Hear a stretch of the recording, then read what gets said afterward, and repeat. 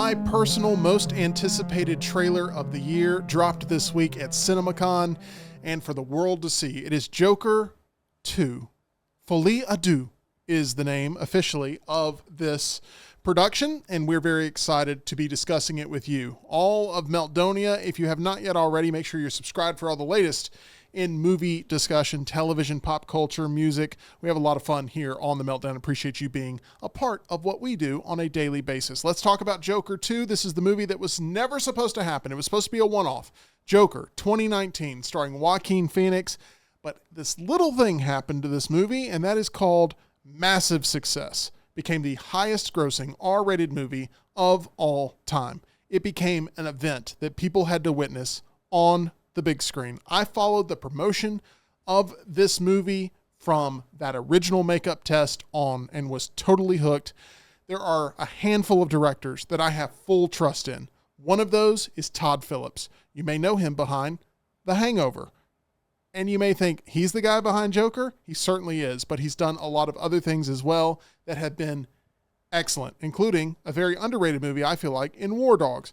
He ended up directing the first Joker. He had a lot of resistance to getting that film across the finish line, but he did it, and he performed in a big way to a point where this movie not only commercially was successful, but it also became successful with their peers at the Academy Awards, winning an award for Joaquin Phoenix, amongst others. This has been a movie, Joker from 2019, that has succeeded on all levels, and it has brought back Joaquin Phoenix for the very first time for a sequel in the history of his career. John, that right there is a feat alone that should be celebrated. Joaquin Phoenix believing in this enough to come back for a part 2 of something. How excited are you following watching the trailer for the very first time to see Joker Folie à Deux? I just like when you say it instead of saying Joker 2. Look, Todd Phillips, I have seen everything that Todd Phillips has done except for School for Scoundrels. Randomly, I have not seen that one, but I have seen every other movie he has done. I like every other movie that he has done, including Joker. War Dogs is near the top of the list for me. Obviously, The Hangover as well. War Dogs is his most underrated, in my opinion. Old School, Road Trip, Starsky and Hutch. All decent movies, or really good movies. But I am not as big on the Joker character as a lot of people are. The Joaquin Phoenix Joker character, or just the Joker character altogether? Just in general. Joker, the first movie, was probably my favorite movie featuring the Joker. There's Joker, see? Which, the only reason I have this here is because Tim has Batman, so I feel like I have to be the Joker to Tim's Batman. But I'm about to be the Joker to Tim's Batman because the minute this was announced as a musical, I thought, interesting choice. Don't know if it'll work, but interesting choice. I like Lady Gaga. I like Joaquin Phoenix okay. I don't rush out to see his movies. There's a lot I still haven't seen of his. But after watching the trailer, I'm the one person, I guess, in the world that didn't buy into it. How many times did you watch the trailer? Just once? Or no, a couple watched times? it, I think 3 total times. And it never got better for you. I watched it on my phone at first, like, oh, there it is. And then I went to my computer and watched it there, and then watched it again with my wife later that night. But just... Is she as cold on this as you are? Yes, probably more. And we both love Lady Gaga. Seen her in concert, love her music, loved her in A Star is Born. Star is Born is... She hadn't done much. I guess it's her best movie because the only other one was House of Gucci, which was awful. But... my wife loves her in American Horror Story. So what's the problem? Just doesn't work for me. I don't know why. Watching the trailer, I'm not buying into Lady Gaga not being her character from A Star is Born. I'm not buying into... one thing I don't like, and it's not that I'm not buying into it, I know they're doing it, I don't like that they're continually not promoting it as a musical, even though you can watch it and we know going in. I will agree with that. Not yet, they haven't.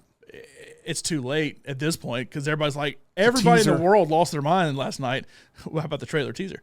But everybody lost their mind over the trailer last night, and 2/3 of those people don't realize it's a musical.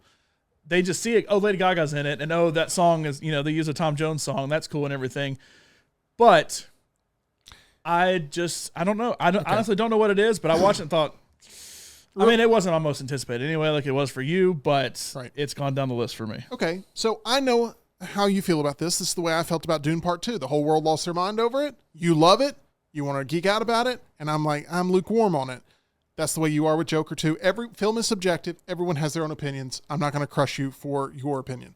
But there's no but. Okay. Let me tell you why the trailer worked for me for a couple of reasons. And then we're going to get to Tyler here because I know he loved the original Joker. We're going to see how he sat with this new trailer.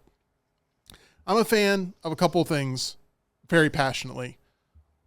One of those is the movie La La Land. It is my favorite movie of all time, and it was done by Damien Chazelle. And this feels like La La Land set in Gotham City. Sign me up for that. Another movie I love, a movie that John bought all the future stock he could into, and it delivered big time for me. Love it. Love the soundtrack. Love the performances. Immensely rewatchable. A Star is Born. Thought that movie was incredible. And this feels like A Star is Born set in Gotham City. I love movie musicals. I don't have a problem admitting that. We've seen some really good ones lately. Look at another Warner Brothers movie musical that just came out that was better than it should have been. Wonka. It was fantastic.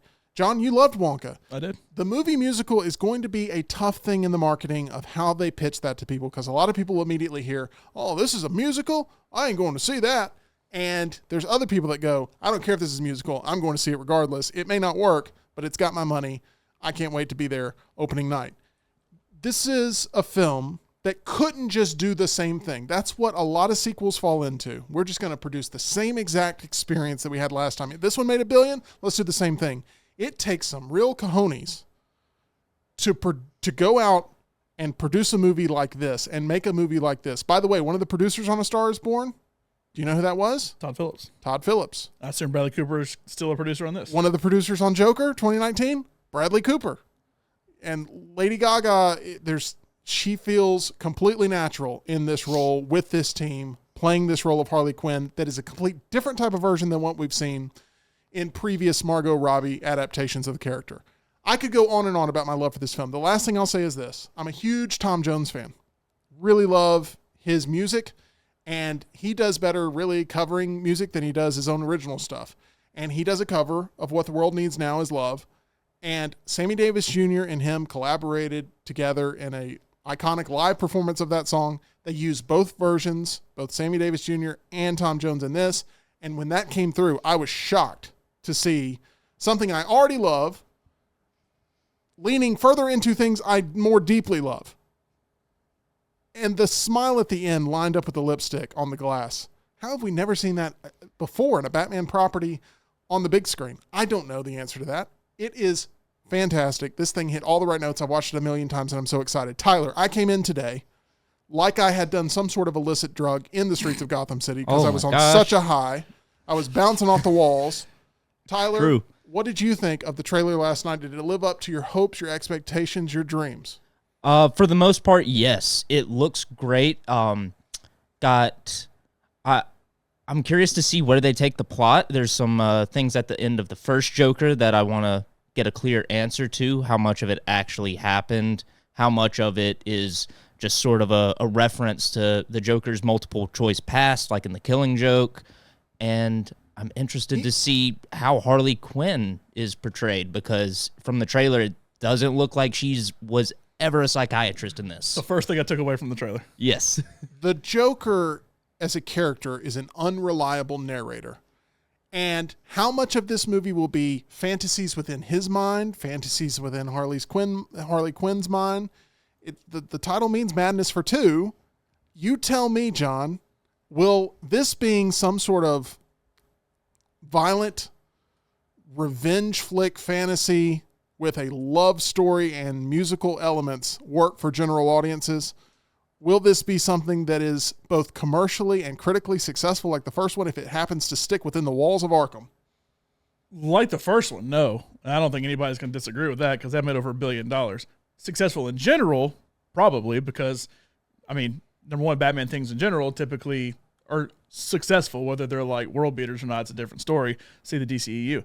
But, I think it will ultimately be successful, but not get to that point. You asked me the 5 highest grossing movies of the year. I don't think I had this on the list. I honestly don't remember if I had it on there or not. I don't think you did. And it's one that, look, if it made $500,000, I'd be like, cool, that's successful. But that's still half of what it was before. It's a tough bar and I'm not. I mean, I know I'm putting the movie down, but it's a tough bar to meet, regardless, for a sequel. With how good the first one did.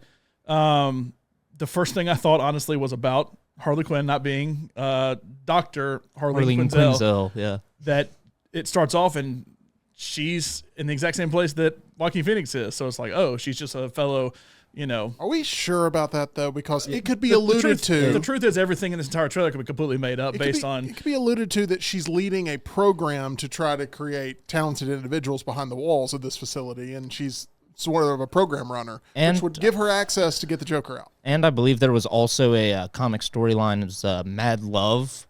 I believe that is similar to what we'll see in the movie, where it's a love story in Arkham. I mean, y'all can think whatever you want to. It just doesn't seem like it in the trailer. Also, one of the things from the first movie is Zazie Beetz and what happened to what her fate was, and she's already been listed in the cast for this one and was not in the trailer. So you still ask the question of, okay, well, what happened with that? We still don't know the answer. And I know this is just one look. We'll get more before we get to the movie. But that was one I've kind of been curious, like, oh, what actually happened with that whole thing? Because when he walks out of the apartment, you're meant to think one thing and you don't know what actually happened. So, there's a lot of questions to still be answered with this. I will still go see it opening night. I know it's something that everybody's buying into, but I do think there's a large audience that would never see La La Land until it had the insane success and, okay, I guess I'll check this out kind of thing because it's a musical. And there's a whole audience that saw Star is Born and said, they remade this again? What the heck? I don't care about that. Or I saw it and it wasn't as good as the Barbra Streisand version. And they check out. We both love those movies. Most people I feel like love those movies. They both got nominated for a million awards, as did Joker. But there's going to be a lot of disappointment from that standpoint, whether the movie's good or not, but it's going to be like, I didn't realize it was that, but yeah, it was still okay. That's what I can see a lot of people ultimately end up saying. And I said this before you said anything, before I saw your reaction. The minute the trailer came out, my wife said, you got to go watch the trailer. So I pulled it on my phone and watched it and instantly tweeted out, it's like A Star is Born, had that final dream sequence from La La Land, but instead of thriving like the two characters did, the main characters did a bunch of meth and ended up dead in an alley somewhere. That's what this one looks like. That's accurate. I had a million people say that's very accurate. Like, oh, that's a good description. I was like, that wasn't a compliment. I wasn't saying that as a compliment. I think it is very accurate, whether you take it as a compliment or not. But you just have to then convince me that I want to go watch them go do meth in the alley for 2 hours. You feel like this, what adjective would you use to describe your current thoughts about the film based on the marketing that it's had with this initial trailer? What is the word? Because I can't pinpoint exactly what it is that you feel right now. Is it disdain? Is it disgust? Is it apprehension? What is the word that goes along with this? I don't know if there's one word. Apprehension would be a good one, I think. I mean, confused. I don't know why they're not marketing it as a musical, personally. Yet, okay, we've known about this movie for 2 years now. I got to side with John here. It could happen. This is a teaser. But first, I'll give them to the first full trailer. If in the first full trailer it's not clear it's a musical, I'm going to side with you. Just give them more time. We've just known about the movie forever, though. I mean, it's been in production for a couple years now. They're not hiding it. It's talked about amongst the entire thing. They're not hiding that this is a musical. They're saying it very loud. It's a 15-song jukebox musical. This is being reported across the globe. Not if you're not reading all the industry articles about it. Which is why I think you have to give them till the first full trailer. We see all that. The average person does not see that. They see the trailer on Twitter and everybody freaks out about it. And they're like, oh, I like the first movie. I'm going to go see this one. I don't think this is why you're being so harsh on the film. The fact that it's not being transparent about I'm just its saying commercial that's from appeal. how much success it has. I think that's a mistake. That's fair. But creatively, you don't like some of the choices here. Creatively, I bought into the first Joker. I wasn't as in on it before the movie. You were not. I bought into it. I liked it. Fine. I mean, was it a top 10 movie for me that year? No. But it was a memorable movie experience for you. You had to go through what? Metal detectors and armed security? And I mean, it was crazy. Once again, isn't necessarily a positive, but, it what 10 other movies did you have ahead of Joker that year? I mean, I know, like, Parasite, obviously. That's a Luntz's list. Parasite was one of those. Yeah, we'll go through that another day. Parasite was one of those. But it's just something about the trailer doesn't necessarily sit with me. Let me tell you this. I have no problem with you not liking the trailer. What I have a problem with is I know you as a person, and I know you're very distinct in why you don't like things or why you do like things or whatever, and I'm not hearing that confidence. He's normally quick with a reason. I'm just not hearing anything concrete. I still can't explain why I don't like certain horror movies and my violence threshold, which Joker came close to, but didn't pass. I'm just not buying into anything more than the story we've already had from Joker. And this you consider I this thought that to was be a very well told story. Unnecessary sequel, and you're holding it against the fact that it looks Partially, like, yeah.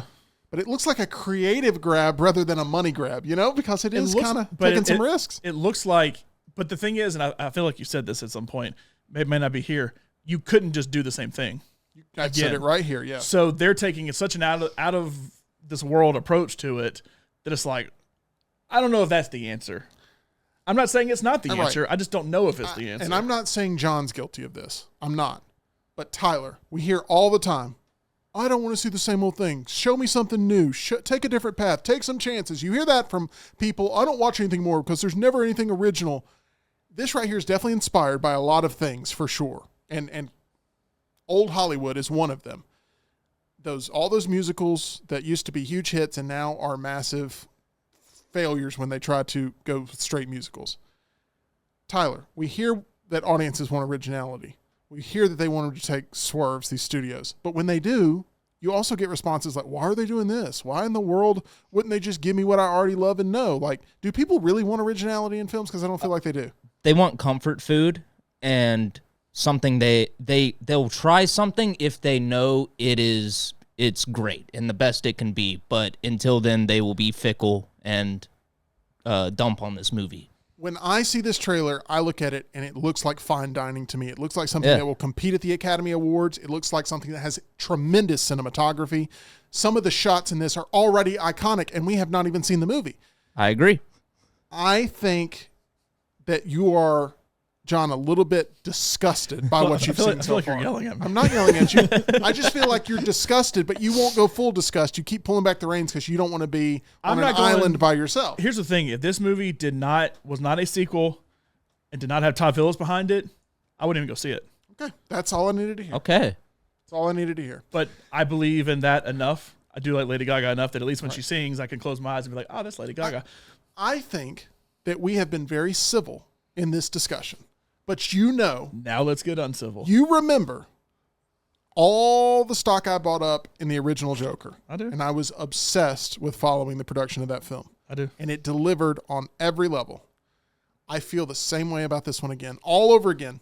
And I think maybe you thought that era was over with, and now that it's been reintroduced, you have to deal with it. I knew it was going to happen. Right. I mean, but you have to now deal with another wave of the same feeling I had going into 2019's Joker, which I saw, by the way, with your father, Tim Lunsford, and I will extend an invitation to Tim Lunsford to see Joker Folie à Deux opening night with us. So, Tim Lunsford, just know you're officially invited. He's already asked. We got to make it happen. Okay.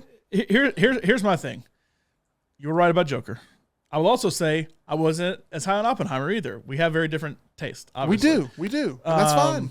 Once again, I didn't hate Joker. I like Joker. I didn't hate Oppenheimer. It was fine. But I'll say with this movie, so there's one future I feel like I've called, and I always go back to it as my one, like, boy, you remember that one time I hit a 3 kind of moment, and that's Moonlight. That the minute that trailer came out, it came out the same day as the first Star Wars Episode 7, I guess, trailer. And I remember watching it and I said, same thing. I don't know what it is, but this movie is it. And it ended up winning Best Picture over La La Land, which people can debate all they want to. Bottom line, it happened. So it's just good to have Laurel Lunsford back on the team after hearing she's selling all of this. Now she's back on the La La Land team. It's like, I just was like, look, I think this is it. Like, everybody's losing their mind. And I tweeted out, everybody's losing their mind over Star Wars right now, but Moonlight's it. Just watch out. And it ended up being it, whether people liked it or not. And I think we also enjoyed it, just not as much as La La Land. But I had the same kind of opposite feeling here of it just something about it just doesn't sit right. If we can, let's get a couple more images here from the film, or at least let's look at them again because, man, you can just tell whether or not the story, whether or not the style is going to work for you in the way it's presented narratively. The look of this film, Tyler, is maybe the number one thing they had to get across. And already I'm seeing multiple images of things that just taken as a still frame out of the trailer. It looks perfect. It is so beautiful. What was the moment of the trailer that stood out the most for you? Is there one thing that resonated the most? The overall color palette, they nailed the look of Arkham Asylum. I was a big fan of those games, and so I've spent hours in Arkham Asylum in a virtualized version of it. That looked nice. And then the final shot of the trailer where Harley Quinn draws a little lipstick smile on the mirror, and Joker puts his mouth up to it and smiles. That's iconic. That's going to be something that we look at after this movie is released. This is the last thing I'm going to say about this movie before we wrap up our discussion, because I think me and John are at a good place right now, and I don't want to make it worse. Well, we can talk then. Well, that's correct. Tyler? I'm going to sit back. Tyler fighting for your seat over there. Okay. So the last thing I'll say. This movie must have one feature to deliver. And it must have at least one feature done perfectly to deliver. And that is editing. The way this movie is edited, and I'm seeing John shake his head yes. I agree. I'm seeing Tyler shake his head yes. The movie musical aspect will already be a large hurdle. But if this movie is edited in the right way, it will overcome any adversity any audience member has to that sort of, or at least a large number of audience members will have to the adversity it will have of being labeled as a musical in its genre. Because the way I think you get past that is, the musical numbers are in their head. They have this romanticized, which is what the trailer makes it look like. Mm-hmm. They have this romanticized view of their, I get it. I'm not saying I don't understand what's happening in the movie, but they have this romanticized version of their love affair that when they fall in love, they're actually dancing in the street in rags, but they're really wearing the finest tuxedo and evening gown and dancing in a ballroom somewhere. That I feel like that gets people off of the, that's just in their head. They're not actually singing to each other in the middle of the street kind of thing. Whether they actually are or not, I don't know. That's going to be the biggest thing for me is, are they also singing these random jukebox hits to each other in the middle of the street while it's raining, wearing rags, or is it all just in their fantasy and they're just really loving on each other in real life or not? John, if you walk out hating the story and hating the narrative choices, I'll be fine with that as long as you respect the craftsmanship, if it's there and it's worthy of that praise. Because what I'm seeing is expert level craftsmanship in someone that I have believed in from the moment I knew about him in Todd Phillips. This guy, he's also a poker player, and he is a wonderful filmmaker who's highly underrated. He could have done a million different projects, came back, him and Joaquin, for Joker 2. They've got an idea here that's going to be absolute fire in October. I cannot wait for this. It is my most anticipated movie of the year, if you didn't know already, and I am betting big on this movie, buying up all the stock and placing my wager that this will be my favorite movie of the year. We'll see, but I respect the craftsmanship, and I'm really excited about it. Thank you guys for the discussion. John, one place where people can bet their wagers, that's our title sponsor, MyBookie. When it comes time for the Oscars, if Joker 2 is up there, you can go and bet on it just like you did with Oppenheimer, and maybe it'll be a huge favorite. Who knows? MyBookie.ag. Use promo code next round. Go bet anything, anytime, anywhere. MyBookie.ag. Tyler, any final words on Joker, Folie Deux?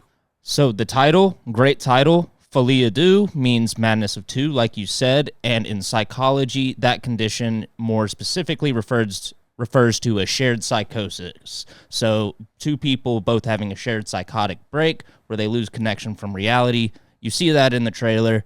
It's going to be perfect. Two people with a shared psychotic break having, what did you say, a break from reality? Yes, completely losing connection with reality. And I think that's what you see in the trailer with them thinking they're in evening gowns and suits. John, this describes me and you working through our radio career perfectly. That's exactly what that was. It does. I'm just sad hearing Tyler say that and you say it so many times. I'm sad we do all of our ticket buying on our phone and you don't have to go up and say one for Jokey, Folie Ducks or something like that instead of 2 for Folie Deux. Yeah. Anyway, it'd be good stuff. Good all Fall Out Boy song. There'd be a lot of Joker 2 instead said. I loved this discussion as much as I hated it. I promise you that. Thank you so much for being here with us. Make sure you subscribe for more disagreements. John and I often get linked as having similar opinions. I promise you that is far from the case here on The Meltdown. Make sure you're tuning in live daily, 2 p.m. Central, 3 p.m. Eastern. We appreciate Taylor Korn helping produce this video as well. Make sure you check out her channel, Uncorked. And we appreciate everyone here at Disrupt Media making The Meltdown a reality.